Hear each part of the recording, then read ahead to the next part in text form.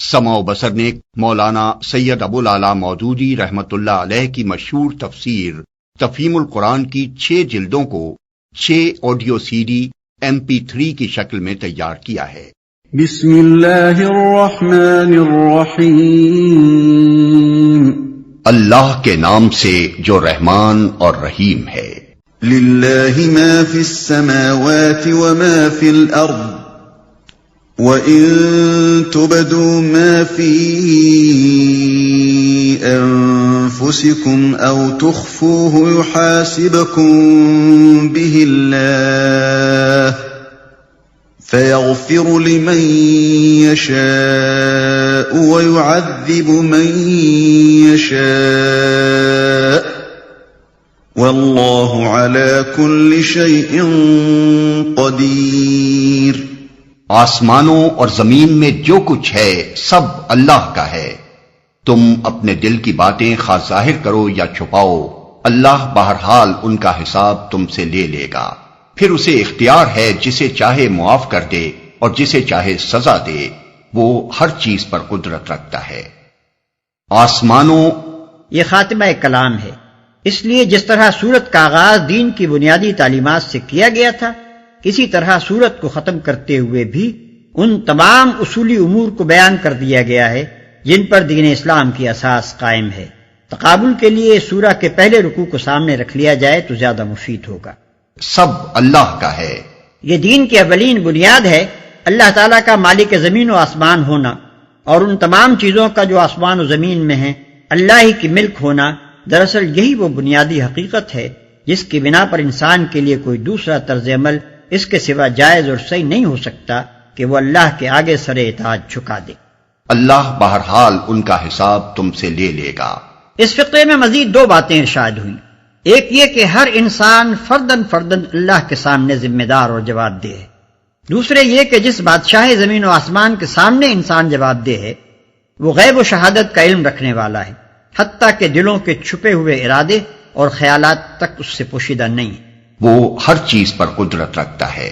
یہ اللہ کے اختیار مطلق کا بیان ہے، اس کو کسی قانون نے باندھ نہیں رکھا ہے کہ اس کے مطابق عمل کرنے پر وہ مجبور ہو، بلکہ وہ مالک مختار ہے، سزا دینے اور معاف کرنے کے کلی اختیارات اس کو حاصل۔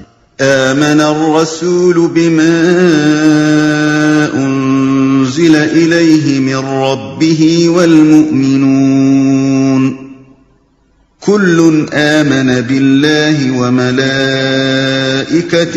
وكتبه ورسله لا نفرق بين أحد من رسله وقالوا سمعنا وأطعنا غفرانك ربنا وإليك المصير۔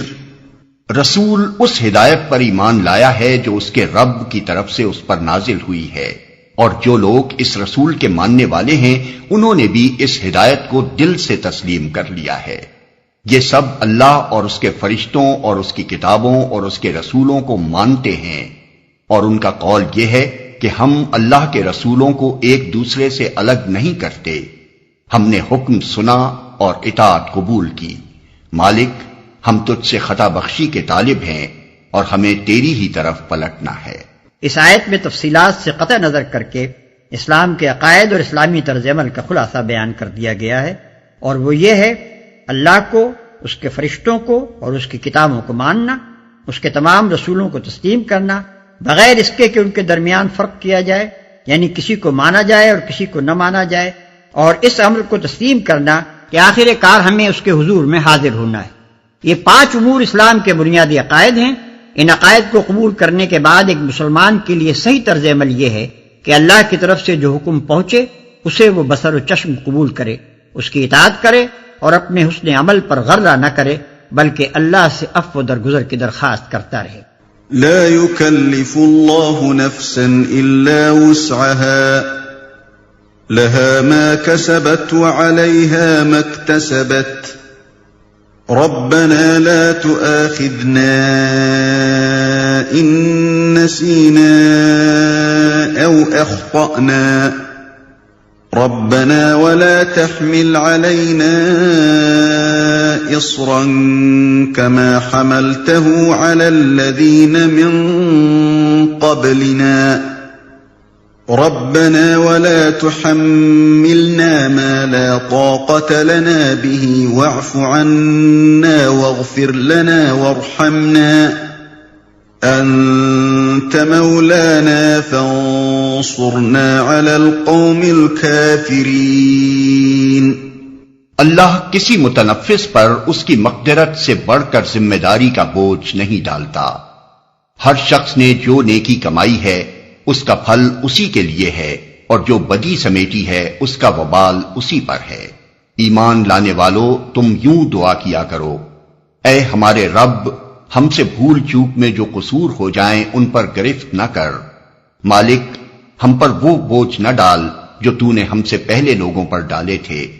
پروردگار، جس بار کو اٹھانے کی طاقت ہم میں نہیں ہے وہ ہم پر نہ رکھ، ہمارے ساتھ نرمی کر، ہم سے درگزر فرما، ہم پر رحم کر، تو ہمارا مولا ہے، کافروں کے مقابلے میں ہماری مدد کر۔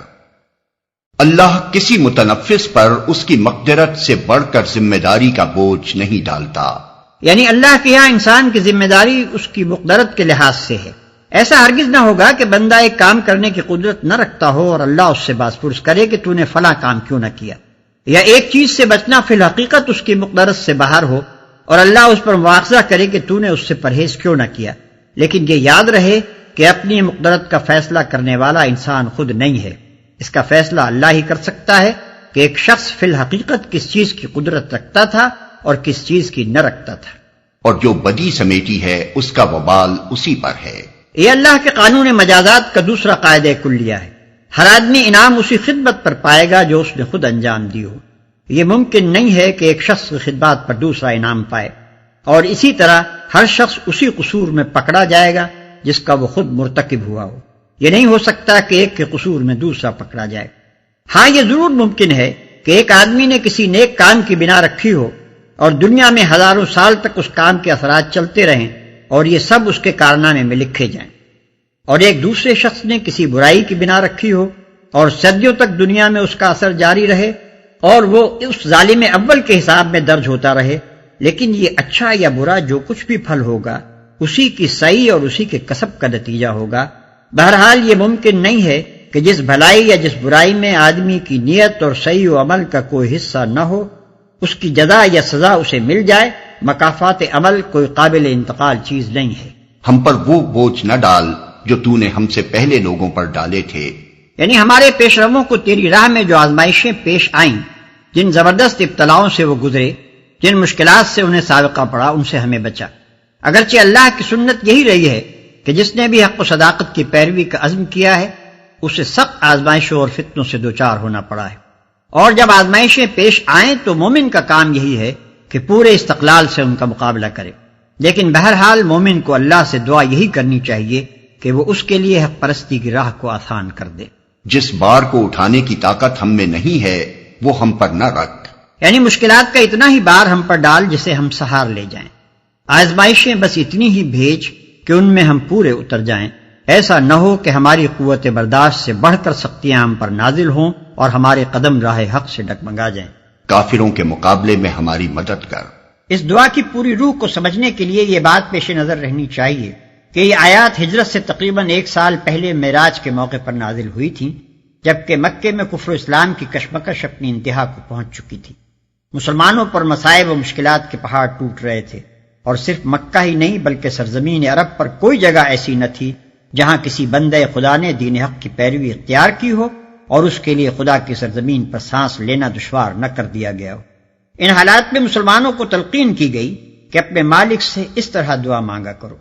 ظاہر ہے کہ دینے والا خود ہی جب مانگنے کا ڈھنگ بتائے تو ملنے کا یقین آپ سے آپ پیدا ہوتا ہے، اس لیے یہ دعا اس وقت مسلمانوں کے لیے غیر معمولی تسکین قلب کی موجب ہوئی۔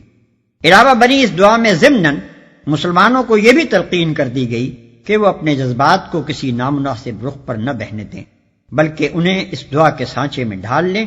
ایک طرف ان روح فرسا مظالم کو دیکھیے جو محض حق پرستی کے جرم میں ان لوگوں پر توڑے جا رہے تھے، اور دوسری طرف اس دعا کو دیکھیے جس میں دشمنوں کے خلاف کسی تلخی کا شائبہ تک نہیں۔ ایک طرف ان جسمانی تکلیفوں اور مالی نقصانات کو دیکھیے جن میں یہ لوگ مبتلا تھے، اور دوسری طرف اس دعا کو دیکھیے جس میں کسی دنیاوی مفاد کی طلب کا ادنا نشان تک نہیں ہے۔ ایک طرف ان حق پرستوں کی انتہائی خستہ حالی کو دیکھیے اور دوسری طرف ان بلند اور پاکیزہ جذبات کو دیکھیے جن سے یہ دعا لبریز ہے۔ اس تقابل ہی سے صحیح اندازہ ہو سکتا ہے کہ اس وقت اہل ایمان کو کس طرز کی اخلاقی اور روحانی تربیت دی جا رہی تھی۔ سید ابو العلا مودودی کی مارکۃ الآراء تصنیف تفہیم القرآن کی یہ سی ڈی ادارہ ترجمان القرآن کے لیے سماع و بصر نے تیار کی ہے۔